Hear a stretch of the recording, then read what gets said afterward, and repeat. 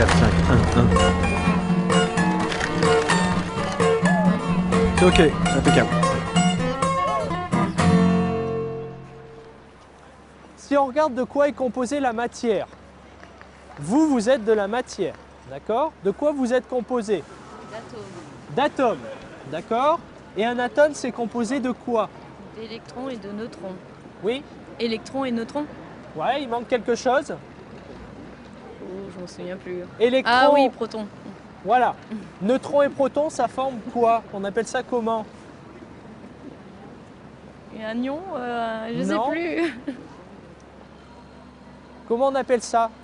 Un atome, il y a quelque chose au milieu, on appelle ça comment? Un noyau. Oui, d'accord. Oui. D'accord? Et les électrons autour. Et ce noyau est composé de protons et de neutrons. D'accord. Et autour, il y a des électrons. Ok? Ces électrons, c'est des particules qui sont tellement petites qu'on ne sait même pas s'ils ont une taille. Si je regarde un atome, la taille du noyau, elle est 100 000 fois plus petite que la taille de l'atome. C'est-à-dire que la matière, grosso modo, elle n'est que concentrée dans le noyau. Ça veut tout simplement dire que si je prends la Terre, j'enlève tout le vide qui est autour du noyau et que je conserve que les noyaux. Je regroupe tout ça et ma Terre, qu'est-ce qu'elle devient? Grosso modo, la matière qui forme la Terre pourrait être regroupée dans le centre Pompidou qui est derrière moi. Tout le reste que vous avez sous vos pieds et dans votre corps, c'est du vide. D'accord?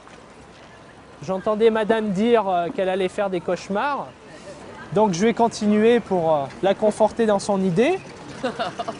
Si on va un peu plus loin, au niveau philosophique, le vide, c'est un concept, c'est une notion qui est assez difficile à concevoir. Et il y a beaucoup de grands philosophes qui se sont penchés sur la question, de Pascal en passant par Descartes, Kant, jusqu'à aujourd'hui, et jusqu'à l'avènement même de la mécanique quantique, qui nous dit que dans le vide, en fait, on va trouver des propriétés qui sont contre-intuitives, comme beaucoup de choses qu'on va retrouver en mécanique quantique, mais qui existent. Donc, du vide peut naître quelque chose. Par exemple, dans le vide, vous pouvez avoir une création de particules, qui est de la matière, et dans le même temps, une création d'antiparticules qui est de l'antimatière.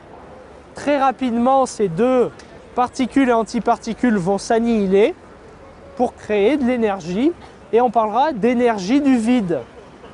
D'accord? Et la mécanique quantique, en fait, a trouvé qu'il y avait un effet qu'on a appelé l'effet Casimir. D'accord? C'est assez marrant comme nom, mais c'est comme ça qu'il a été nommé. L'effet Casimir, c'est le fait que si je prends deux armatures comme ça, deux plaques, et que je fais le vide, il y a du vide aussi bien entre les deux plaques qu'ailleurs.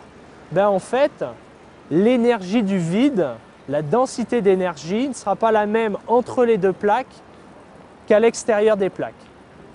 Si je n'ai pas la même densité d'énergie, ça veut dire que je vais avoir une pression du vide qui va apparaître, donc j'aurai une différence entre les deux côtés, et donc mes deux plaques vont avoir tendance à se rapprocher, même si je fais du vide partout, d'accord?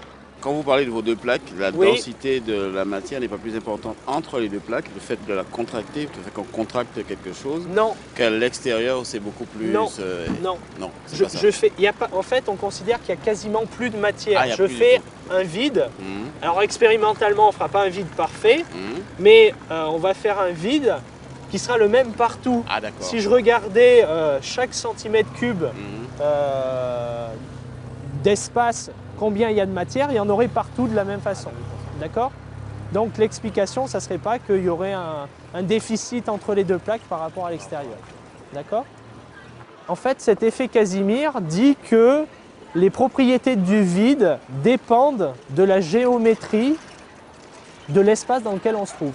Donc ça, c'est des choses qui sont assez contre-intuitives et pourtant qu'on a été capable de vérifier expérimentalement pour appuyer cette théorie qui n'a à peine qu'un siècle.